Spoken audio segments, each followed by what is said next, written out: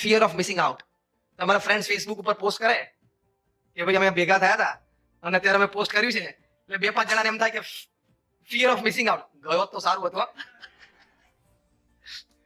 ગયો તો મજા આવે. એટલે કે ફિયર ઓફ મિસિંગ આઉટ.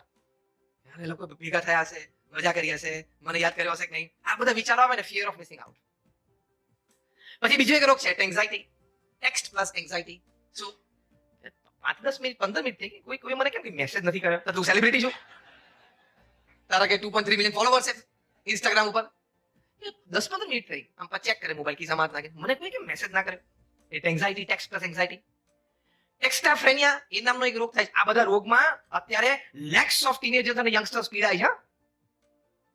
એક્સ્ટ્રાફ્રેનિયા એટલે શું? એમ થાય ના ફોન વાઇબ્રેટ થયો, લાગે છે કોઈ મેસેજ કર્યો છે, કાઢી જો ને, કઈ નથી, એને એક્સ્ટ્રાફ્રેનિયા કહેવાય. આપણે પણ જો ને બેઠા હોય ત્યારે દર 3 મિનિટ આપણે મોબાઈલને ટચ કરવો જ પડે, નહીં તો આપણે ડિસ્ચાર્જ થઈ જઈએ.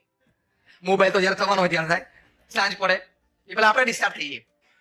Over exposure to these gadgets. Gadgets are made to serve you. The reverse has happened. We have become the slaves of these gadgets. આ સંસ્કાર તમારે તમારા સંતાનોને, હવે તો તમે વડીલ છો એટલે તમારા ગ્રેન્ડ ચિલ્ડ્રનને આપવાના. તમે સ્ટીવ જોબ્સનું જીવન ચરિત્ર વાંચજો. એના મિત્ર નિક બિલ્ટને લખ્યું છે. જીવન ચરિત્રનું નામ જ છે સ્ટીવ જોબ્સ. આ પુસ્તકમાં સ્ટીવ જોબ્સ વિશે નિક બિલ્ટને બહુ સુંદર વાત લખી છે.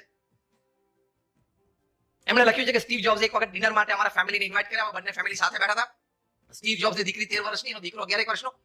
Both the families were sitting together. એમાં નિક બિલ્ટનને મન થયું એટલે પ્રેમથી સ્ટીવ જોબ્સના બંને બાળકોને પૂછ્યું કે which iPhones do you use? એટલે સ્ટીવ જોબ્સની 13 વર્ષની દીકરી કીધું કે કઈ નહીં, આમ નીચું જોઈ ગઈ. 11 નો દીકરો પણ નીચો જોઈ ગયો. એટલે નિક બિલ્ટને સ્ટીવને પૂછ્યું, બંને ચાઇલ્ડહુડ ફ્રેન્ડ્સ, કે Steve which iPhones do your children use? એટલે સ્ટીવ જોબ્સ કે એ લોકોને પૂછી લે.